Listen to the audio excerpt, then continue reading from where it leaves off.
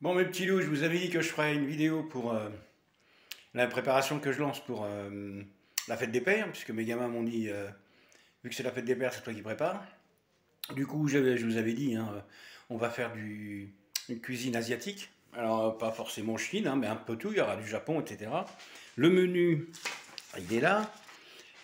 Pour l'apéro, c'est que des petits trucs à grignoter, donc brochette d'agneau cacahuètes, brochette de poulet yakitori, tempura de crevettes et crevettes caramélisées. Donc c'est des toutes petites brochettes avec une ou deux crevettes dessus, pas plus. Pour l'entrée, ça sera des nems frits, hein. Il y aura au porc, au poulet, au crabe et aux crevettes. Le plat, c'est ça va être, bah, tiens, j'ai tout préparé là, je vais vous montrer. Avec alors sauté de crabe au vermicelle et un bœuf faux, c'est un bœuf vietnamien. Enfin, façon Vietnam, quoi. Voilà, voilà. Et en dessert, cocktail de fruits avec litchi. Tiens, il y a Mamie Vlad qui est derrière. Ça sera euh, saké avec liqueur de litchi. Enfin, ouais, cocktail de fruits, saké et liqueur de litchi. Voilà, voilà. Sur ce, on est parti, je vous montre tout ça.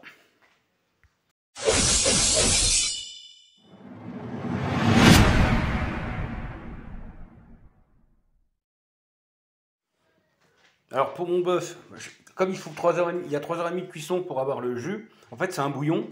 On va faire un bouillon et dans ce bouillon, on va venir y mettre de la viande coupée en fines lamelles. Bon, vous savez, hein, les Asiatiques, ça mange avec des baguettes. Et donc, il n'y a pas de couteau, pas de fourchette. Donc, tout est préparé à l'avance. Donc, pour mon bœuf faux, on appelle ça donc PHO. J'ai ici, alors, normalement, la recette de base, c'est pour 4 personnes, mais là, je suis obligé de la faire pour 8. Donc, on a 5 litres d'eau. Donc déjà, là, la première chose qu'on va faire, c'est préparer le bouillon, en fait. Donc on a 5 litres d'eau, on a des os de jarret, là, ici. On a 1 kg de paleron. Naturellement, de la sauce, du gingembre, de la sauce de poisson, du citron, du lime, du sel, une grosse échalote, un bâton de cannelle, de la feuille de coriandre. Alors normalement, j'utilise la mienne qui est là dans le jardin, mais elle n'a pas poussé. Il faut attendre un peu encore. De la coriandre, des clous de girofle et des oignons nouveaux. On va garder un petit peu de vert. On va couper le blanc et garder un petit peu de vert pour faire la décoration sur le plat après. Et donc, c'est parti, hein, on se lance. Déjà, il faut émincer les échalotes, enfin l'échalote, pardon, émincer les oignons. Et moi, j'aime bien tout préparer à l'avance, donc je vais mettre toutes mes graines, ma cannelle, etc. dans un petit ramequin, comme j'ai fait là pour la sauce de poisson. Ensuite, ça se sert donc dans un bol avec des baguettes. Et alors, on retire tout. La viande va cuire pendant 3h30, 4h. Donc, on va pouvoir les filocher proprement, garder vraiment que la viande, qu'on va resservir. En fait, on va filtrer le jus, retirer toutes les épices, les aromates, etc. On va filtrer le jus pour garder que le bouillon. Et on va couper, donc là j'ai du rump steak, qu'on va couper en très très fines lamelles, de manière à ce que alors les gens se servent dans un plat, ils en prennent autant qu'ils veulent, et ils les mettent dans leur bol chaud. C'est une sorte de fondue chinoise, mais la fondue chinoise c'est plutôt au poisson. Là on met un petit peu de tout, donc il y aura le rump steak coupé en fines lamelles, mais il y aura aussi du poisson. J'ai pris du lieu, voilà, c'est ça. Un filet de lieu qu'on va couper en dés. Et puis voilà, on se lance. Voilà mes amis. Bon mes petits loups, on se retrouve. J'ai fini mes prépas. Donc là j'ai mis la viande à cuire dans la gamelle. Donc c'est le morceau de paleron. Donc ça cuit avec le sel, les os. Et 5 cm de gingembre qu'on a coupé très très très très très fin. Ça va donner un petit goût. Ça cuit, il y a encore 2 heures de cuisson là. Pendant ce temps-là, j'ai fait toutes les préparations parce que l'asiatique, forcément, c'est pas mal de prépa. Donc je vais vous montrer ça. Donc au niveau des... En fait, c'est tout ce qui va accompagner le plat. Parce que ça, c'est le plat de résistance que je suis en train de faire. Ça, c'est ce qui va accompagner le plat. Donc il y aura des nouilles et des champignons noirs qui vont être cuits qui vont cuire dans une partie du bouillon et qu'on va réserver de côté. Il y a des germes de soja, bien sûr. Il y a 8 petits oignons nouveaux avec une grosse échalote Tout ça, c'est émincé un peu grossièrement. Il y a des tranches de lime, de citron, coupées très très fin, vraiment très finement. Et des queues d'oignons nouveaux, qui sont coupées pareil, ciselées. Ça, c'est tout l'accompagnement. Donc là, quand la cuisson va être finie ici, 2 heures, il reste encore 2 heures, hein, c'est 3 heures, 3 heures et demie de cuisson. Voilà. On voit plus rien. Ensuite, on va y mettre la sauce de poisson. Il y a 8 cuillères à soupe. Là-dedans, on a toutes les épices, donc un bâton de cannelle. Il y a 12 grains de poivre, 12 clous de girofle et 12 graines de coriandre. Ça va encore cuire après 1 heure. Donc dans 2 heures, on met ça dedans. Ça cuit encore pendant 1 heure. On goûte le jus. Si ça nous va bien, on enlève la viande, on enlève les os, on met la viande à refroidir, on filtre le jus, donc on enlève tous les épices, on filtre le jus et on le réserve. Donc demain, quand on va faire le repas, on le mettra à ébouillanter. Chacun en mettra dans un grand bol. Ça fait un peu soupe avec beaucoup à manger dedans, quoi. Et en fait, toutes les garnitures qui sont là vont être mises au milieu de la table et les gens vont prendre à discrétion ce qu'ils ont envie de mettre dans leur plat. Et il y aura bien sûr la viande, donc qu'on aura carrément écartée comme on fait quand on fait des rillettes. Donc celle qui est en train de cuire là, on va bien la nettoyer avec 2 fourchettes. Et on mettra le rump steak et le poisson aussi dans des gamelles, et chacun, enfin dans des plats, et chacun viendra se servir de ce qu'il a envie de mettre dans sa soupe. Voilà, ça c'est pour le plat de résistance. Maintenant, je vais préparer le dessert. Il n'y a pas grand-chose. C'est des litchis qu'on va flamber au saké. Donc, il faut les éplucher. Parce qu'après, il y a toutes les... Il y a les crevettes fraîches qui sont là. On a été chercher chez le poissonnier. Donc voilà, les crevettes fraîches à préparer. Pour les crevettes caramélisées et le tempura de crevettes. Voilà, mes amis.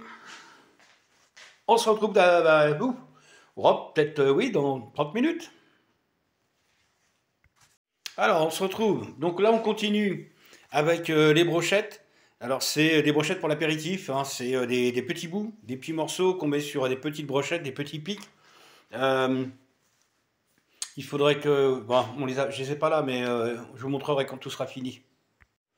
Donc, ce qu'on a besoin... c'est du poulet. Là, on va faire un poulet yakitori. C'est du poulet façon japonaise. Au Japon, c'est énormément servi. En fait, c'est des petites G-shops sur la route. Ils mangent ça sur le pouce, comme nous, on mange. Enfin, c'est en dehors des repas. Voilà, c'est un petit truc comme ça qui est mangé vite fait. Moi, je vais faire des brochettes par 2. On est 7, ça fait 14 morceaux. Pour faire ça, il faut une marinade. Et qu'on va laisser tremper donc 24 heures. On va laisser le poulet dedans 24 heures. Donc il faut bien sûr de la sauce yakitori. Ça va être le nappage.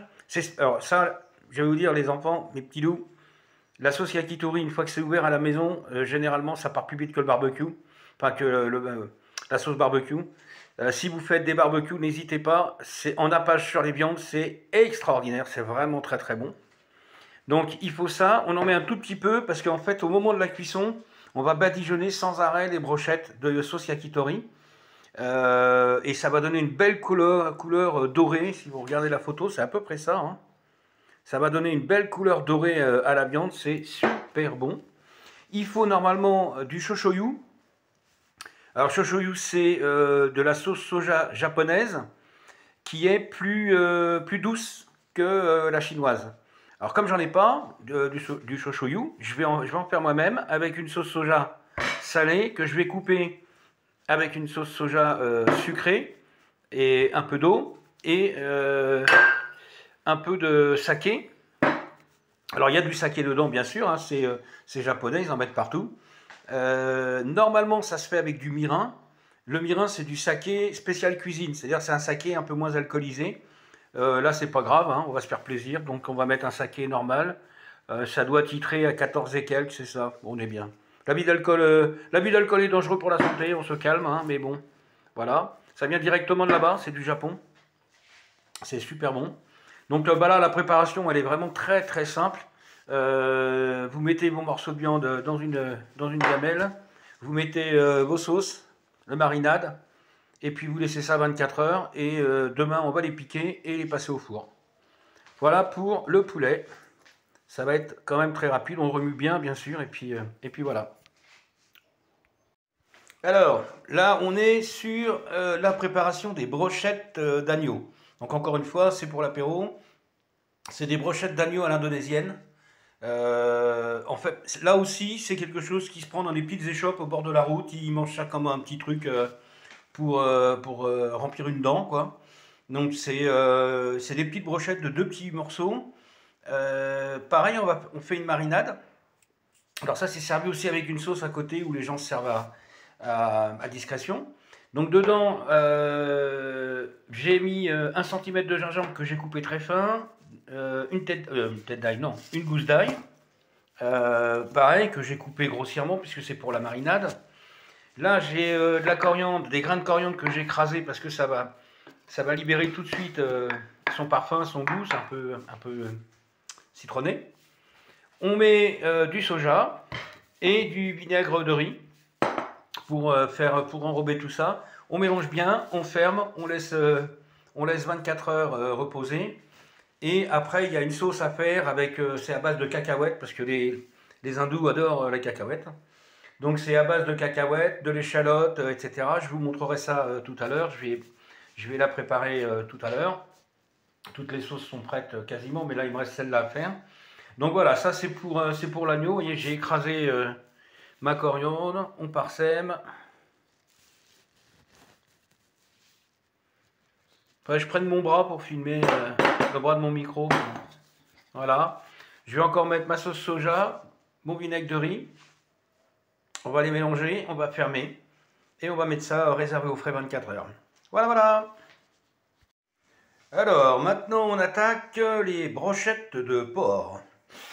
C'est une recette birmane.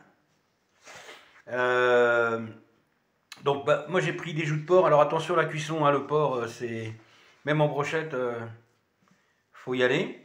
Dedans on va mettre de l'ail. Alors là j'ai une gousse d'ail, mais il faut que je recoupe une autre parce que je la trouve petite.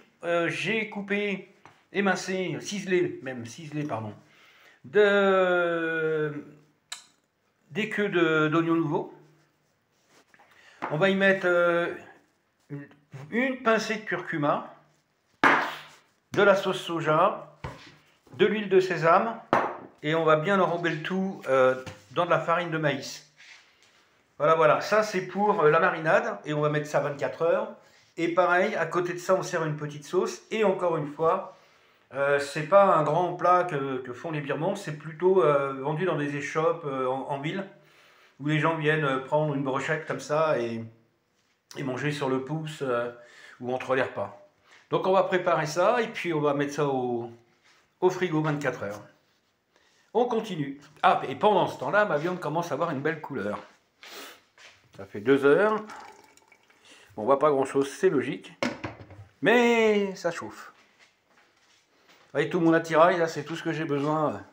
Dès que j'attaque asiatique, c'est... Et encore, tout n'est pas là. Tout n'est pas là. Voilà. Alors mes petits loups, on se lance, on est toujours dans les brochettes, hein, c'est ce qui va être dégusté en entrée à l'apéritif. Donc là c'est des brochettes de crevettes, donc c'est de la crevette crue au caramel. Donc on va faire, il y a du sucre, hein, on va se préparer un caramel rosé, bien doré. Là j'ai du sucre roux, du sucre en poudre normale, de l'huile pour préparer tout ça.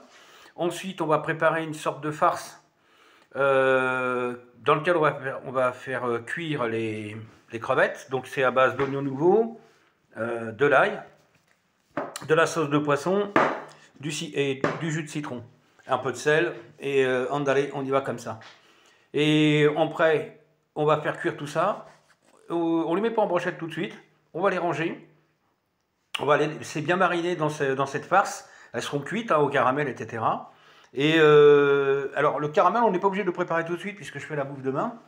Ce qu'on peut faire, c'est préparer le caramel demain et faire cuire les crevettes, c'est-à-dire qu'elles vont être dans leur marinade, et on pourra faire cuire les crevettes à la poêle, puis ensuite les embrocher. Voilà, voilà. Bon, dernière ligne droite pour tout ce qui est préparation, hein, toujours samedi. Là, on prépare tout ce qui est pour les NEMS. Les NEMS, c'est vraiment une catastrophe.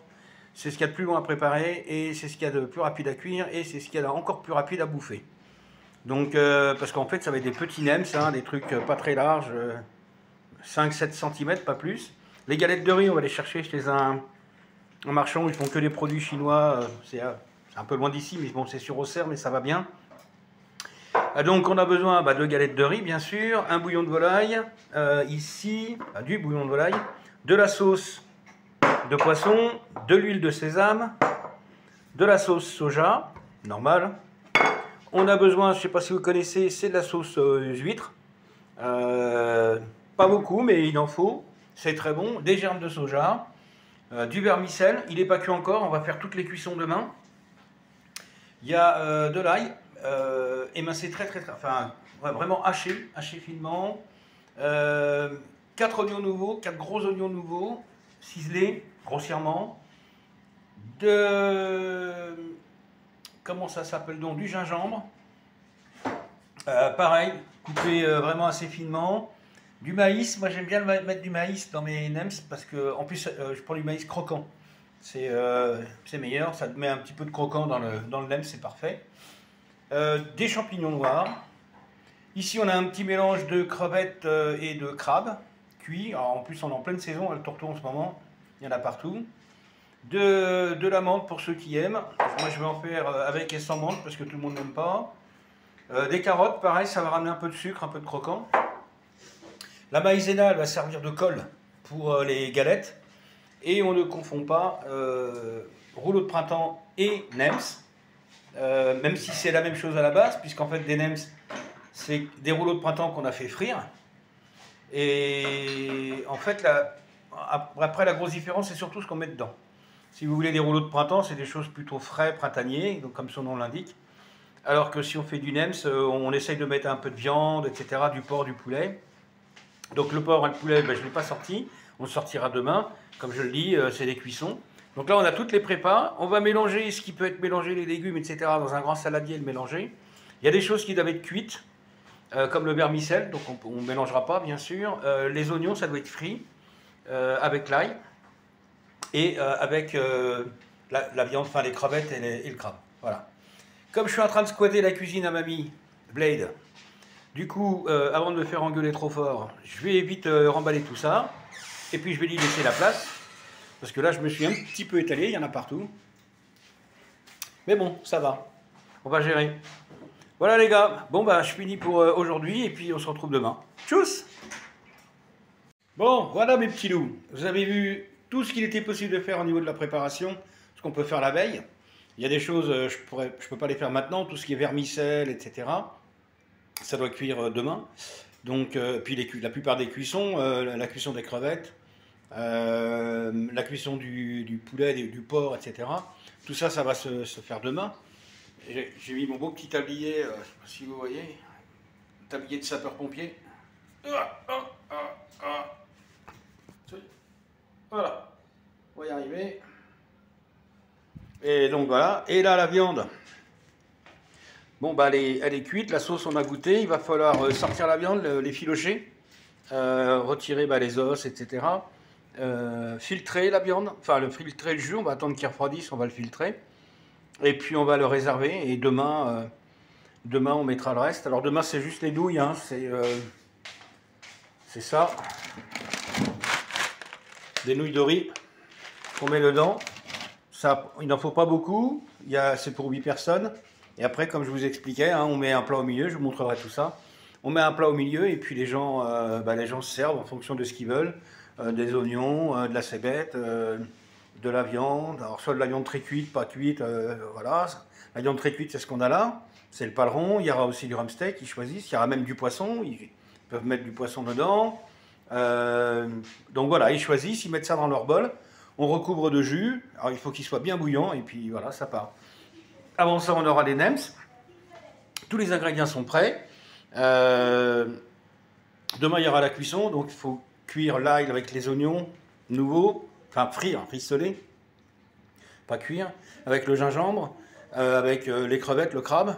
Tout ça, on fait revenir avec dans l'huile, enfin dans le soja, l'huile de sésame, etc.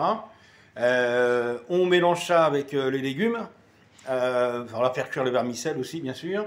On mélange tout ça dans les légumes et puis on va lancer des rouleaux de printemps. On pourra les mettre de côté, on les fera frire au dernier moment, au moment de servir, quoi. Voilà, voilà. Et le frigo est plein. Enfin, les deux frigos sont remplis, hein. Il y a un frigo qui est rempli là, avec ah oui, alors le dessert qui va arriver. Donc on a ressorti ananas, mangue, litchi. Ananas, mangue, litchi. On fera des litchis flambés au saké, avec servi sur une liqueur de litchi. Le bouillon pour le plat de résistance, donc le bœuf faux. C'est fini, la cuisson est terminée, on l'a bien laissé refroidir, on l'a filtré. Ça nous donne ça comme jus, donc une gamelle un peu plus petite quand même, hein. Pour 8 personnes, ça devrait être tout juste suffisant. C'est pas dégraissé, heureusement, parce que c'est ce qui donne. Vous pouvez pas imaginer l'odeur et le goût que ça donne. Ça, c'est la viande donc, qui a cuit avec, qui a permis de faire le bouillon. On va bien sûr la garder. On utilise 2 fourchettes. Et puis on écarte, comme on le fait pour des rillettes, quoi. Et du coup, on enlève tout ce qui est gras, tout ce qui est pas folichon, quoi. Vous voyez, toutes les parties là qui sont pas belles dans l'assiette, ça. Ça là, ça on enlève. Les parties gélatineuses ou dures, etc. Mais ça reste une viande qui est vraiment très très bonne, qui se tient à la cuisson. Et puis c'est pareil, on va la réserver, on va la mettre de côté. Et donc ça, quand on va présenter les ingrédients sur la table, donc le vermicelle, etc., les nouilles, les pousses de soja, etc., on viendra présenter aussi cette viande-là, donc qui est une viande bien cuite. Et à côté de ça, on aura le rump steak, qui sera une viande qui sera cuite uniquement dans la chaleur du bouillon. Voyez, voilà. Voilà. Bon, soit je ferai une prochaine vidéo pour la suite, soit je la mettrai à la suite de ça. On verra. Des bisous.